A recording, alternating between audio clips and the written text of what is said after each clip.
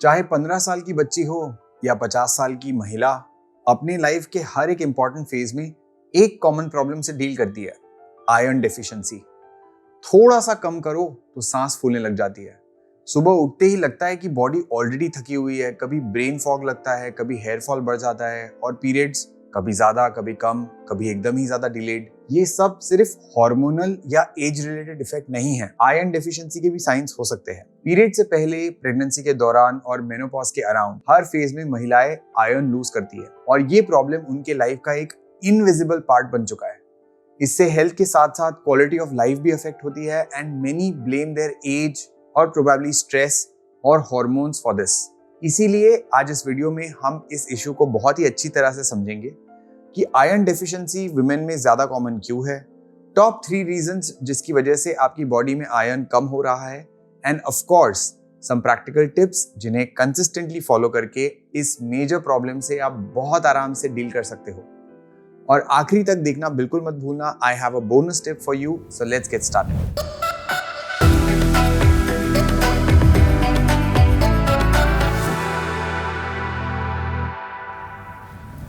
Why iron deficiency is common in women?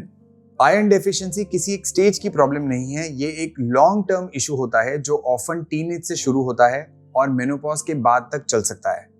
जब period start होने वाले होते हैं उस समय बॉडी रैपिड ग्रोथ फेज में होती है। बोन्स, मसल्स, हॉर्मोन्स सब कुछ चेंज हो रहा होता है, और इस ग्रोथ के लिए बॉडी को ज्यादा आयरन चाहिए होता है। लेकिन इंडिया में specially for girls often diet is not iron rich. Junk food consume करना, मील स्किप करना, डाइट में प्रोटीन की कमी होना, इन सब की वजह से बॉडी का जो आयरन स्टोर है वो प्रॉपर्ली डेवलप भी नहीं हो पाता। इसीलिए लड़कियों को प्यूबर्टी के टाइम फटीग, डलनेस या पुअर कंसंट्रेशन जैसे इश्यूज होते हैं। फिर आता है मेंस्ट्रुएशन फेज। जब एक्चुअल पीरियड स्टार्ट होते हैं हर महीने ब्लड के साथ साथ थोड़ा थोड़ा आयरन चला जाता है, और हेवी पीरियड्स है तो और ज्यादा लॉस। डाइट से वो लॉस वापस नहीं आ पाता और बॉडी धीरे धीरे रिजर्व्स कम करने लगती है, खोने लगती है। प्रेगनेंसी और फीडिंग के टाइम बेबीज अपने माँ का जो आयरन स्टोर है वो यूज कर लेते हैं। इसीलिए डिलीवरी के बाद या बेबी को फीड करते टाइम मदर्स का न्यूट्रिशन कंप्लीट और बैलेंस ना हो तो लॉन्ग टर्म डेफिशिएंसी के चांसेस और बढ़ जाते हैं। और फिर आता है पेरीमेनोपॉज फेज या फिर मेनोपॉज का फेज। 40 के बाद जब बॉडी मेनोपॉज की तरफ बढ़ती है उस फेज को कहते हैं ऑफ कोर्स पेरीमेनोपॉज, जब मेनोपॉज होने ही वाला होता है। इस वक्त पीरियड्स इरेगुलर हो जाते हैं, कभी 15 दिन पहले, कभी 1 महीना लेट, कभी ब्लीडिंग बहुत ज्यादा तो कभी एकदम लाइट।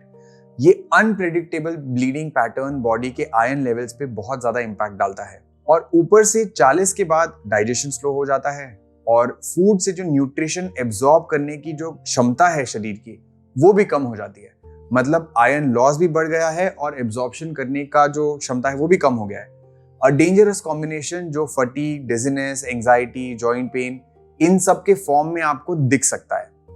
और जब फाइनली पीरियड्स बंद हो जाते हैं कई महिलाओं को ऐसा लगता है कि अब आयरन की जरूरत शायद खत्म हो गई है, बट रियलिटी ये है कि मेनोपॉज के बाद भी आपके आयरन स्टोर्स ऑलरेडी डिप्लीटेड होते हैं, और उस वक्त bone health, muscle strength, brain function सब कुछ डिपेंड करता है आपके रेड ब्लड सेल्स जिस आरबीसी ऑक्सीजन जो ले जा पा रहे हैं या नहीं। और ये काम करता है हेमोग्लोबिन जिसका बेस है आयरन। आप मल्टीटास्किंग करते हो, सबका ख्याल रखते हो, पर जब खुद के बॉडी की बारी आती है, लो बैटरी ऐसा सिग्नल बार बार हमें आता है, उसको आप इग्नोर ना करें। After 40 iron isn't an optional thing, it's essential. और इस स्टेज पे सही टेस्ट और सही फूड आपके आगे आने वाले 10 साल की हेल्थ डिसाइड करता है। अब आयरन डेफिशिएंसी का सबसे बड़ा इशू ये है कि ज्यादातर लोगों को पता भी नहीं होता कि उनको आयरन डेफिशिएंसी है। थकान को एज बोल देते हैं, हेयर फॉल को स्ट्रेस बोल देते हैं, पीरियड इश्यूज को हार्मोन्स बोल देते हैं। And here's a list of all the symptoms which is probably a cause of iron deficiency. सुबह उठते ही थकान होना, even after 7-8 hours of sleep आपको बहुत थका हुआ लग रहा हो, लाइट हेडेडनेस या डिजीनेस होना, सीढ़ियां चढ़ते वक्त जल्दी सांस फूलना, हाथ पैर ठंडे रहना या फिर आंखों के नीचे डार्क सर्कल्स होना, hair fall, brittle nails, skin dullness, या फिर without any reason heart rate बढ़ना, पैल्पिटेशन जैसा फीलिंग आना, मूड स्विंग्स, लो मोटिवेशन या ब्रेन फॉग, पीरियड्स में चेंजेस, ज्यादा ब्लीडिंग हो या साइकिल डिले, इन जैसे कई सारे सिम्टम्स है, उनकी एक ही प्रॉब्लम होती है और वो है ऑक्सीजन की कमी। हेमोग्लोबिन को आप ऑक्सीजन का जो ड्राइवर समझ लो। अगर हेमोग्लोबिन कम है तो बिना ड्राइवर के ऑक्सीजन डिफरेंट बॉडी पार्ट्स तक पहुंच नहीं पाता और हमारा ये ड्राइवर बनता है आयरन से। अगर आयरन नहीं है तो ड्राइवर नहीं है और अगर ड्राइवर नहीं है तो ऑक्सीजन का सप्लाई सही से नहीं हो पा रहा। तो जब तक आप अपने आयरन लेवल्स को ठीक नहीं करते तब तक ये सिम्टम्स आते रहेंगे और आप सोचते रहोगे मैं तो टाइम पे सोती हूँ, हेल्दी खाती हूँ, फिर भी थकान क्यों लग रही है। Well, now we know one of the reasons why you feel और व्हाट यू फील। ज्यादातर लोग एक बेसिक हेमोग्लोबिन टेस्ट करवा के श्योर हो सकते हैं कि उनको आयरन की कमी है या नहीं, बट ये सच है कि आयरन डेफिशिएंसी और लो हेमोग्लोबिन दोनों अलग चीजें होती है। तो आयरन डेफिशिएंसी एंड हेमोग्लोबिन लो होना ये अलग अलग प्रॉब्लम्स है।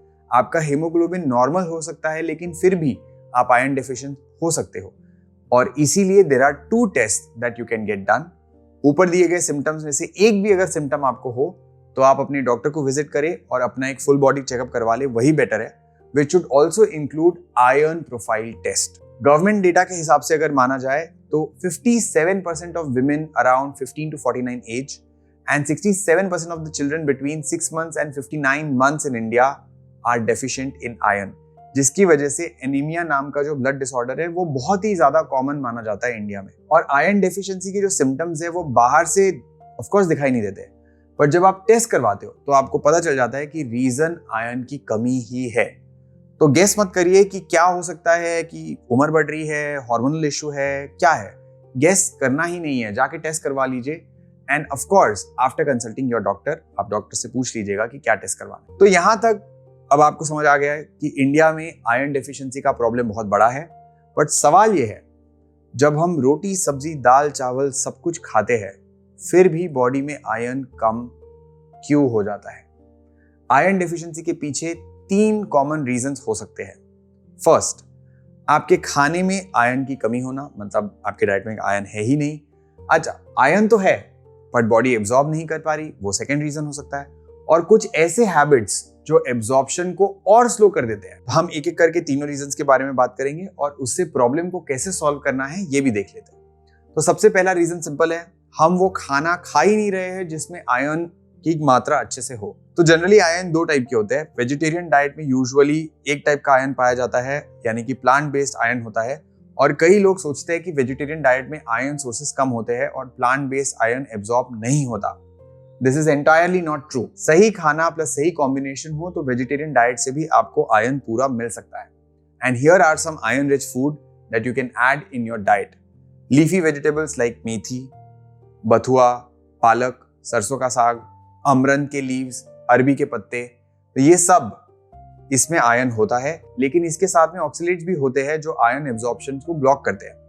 तो simply cook your vegetable well, इससे उसका असर कम हो जाता है और आयरन एब्जॉर्प्शन आपका और बढ़िया हो पाता है। बीटरूट, जिसको आप जूस के फॉर्म में ले सकते हो, but keep in mind that raw beetroot can sometimes irritate our gut. तो आप बीटरूट का जूस या सैलेड में अगर यूज कर रहे हो तो उससे पहले उसको स्टीम कर सकते हैं, which makes it easier to digest. Lentils और पल्सेस में आप मसूर की दाल, ब्लैक चना, राजमा, काबुली चना, ये सब ले सकते हैं। Make sure you are soaking the dal before you cook and consuming, इससे आयरन की अवेलेबिलिटी थोड़ी इंक्रीज हो जाती है। ग्रेन्स एंड मिलेट्स में आप बाजरा, जवार, रागी, अमरंथ, राजगिरा, ब्राउन राइस ले सकते हैं।